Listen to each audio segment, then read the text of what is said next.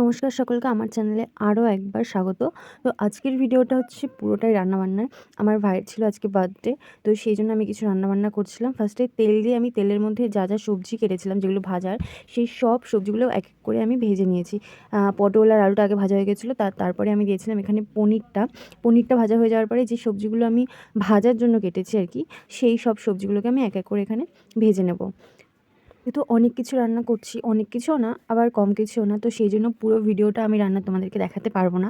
তো কিছু কিছু যতটা পেরেছি চেষ্টা করেছি তোমাদের সাথে শেয়ার করার। তো এরপরে আমি রাইস করব বলে একটু তার জন্য ক্যাপসিকাম আর গাজরটাকে একসাথেই ভেজে নিয়েছি। তারপরে যে তেলটা রয়েছে সেই তেলের মধ্যে আমি বাদাম দিচ্ছি। যেহেতু আমি রান্নায় সেরকম একটা পটু নই, তাই আগে কোনটা ফোড়ন দিতে হবে বা আগে কোনটা দিলে বেশি ভালো হয় সেটা আমি মায়ের থেকেও আর জিজ্ঞেস করিনি। আমি নিজে নিজেই করছিলাম। তো ফার্স্টে বাদাম দিয়ে দিয়েছিলাম, তারপরে একটু আদা কুচি দিয়েছিলাম এর মধ্যে।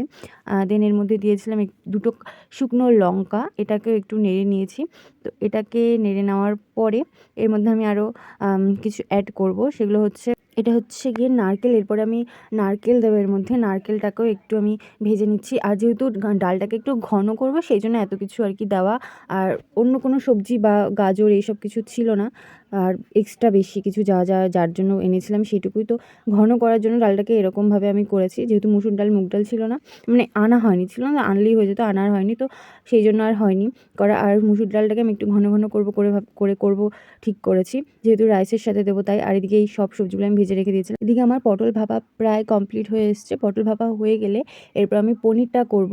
তো হয়ে গেছে এটা। এরপরে পনিরের জন্য আমি কড়াইতে তেল দিয়ে দিয়েছিলাম। তেলটা গরম হয়ে গেলে একটু ফোড়ন দেবো, জিরে আর একটা শুকনো লঙ্কা আমি ফোড়ন দিয়েছি এখানে।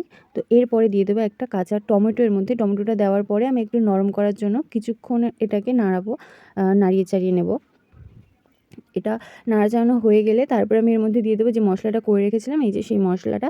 এরপরে আমি কিছুক্ষণ এটা কষাবো, বেশ কিছুক্ষণ কষাবো যতক্ষণ না তেল বেরোচ্ছে। এটা কষানো হয়ে গেলে এর মধ্যে যা যা সবজি আমি মানে ভেজে রেখেছিলাম, আলু, তারপরে ক্যাপসিকাম, টমেটো, এগুলোকে আমি ভাজিনি আর কি, আলুটাকেই ভেজেছিলাম। তো এটাকে একটু কষিয়ে নেবো, তারপরে এর মধ্যে জল দিয়ে পনিরটাকে দিয়ে দেবো, জলটা ফুটে উঠলে, আগেই দেবো না। তো এটাও হয়ে গেছে প্রায়। এখানে একদিকে আলুর দম আর একদিকে পোলাও হচ্ছে। তো দেখাচ্ছি পুরো কমপ্লিট হয়ে যাওয়ার পরে। এই যে পুরো কমপ্লিট সব রান্নাবান্না, এখানে রাইস, পোলাও, মিষ্টি, দই, পাঁপড় সব কিছু রয়েছে। তো এই ছিল আজকের আমার আয়োজন। তো কেমন লাগলো সবাই জানিও। সকলকে টাটা, সবাই ভালো থাকবে।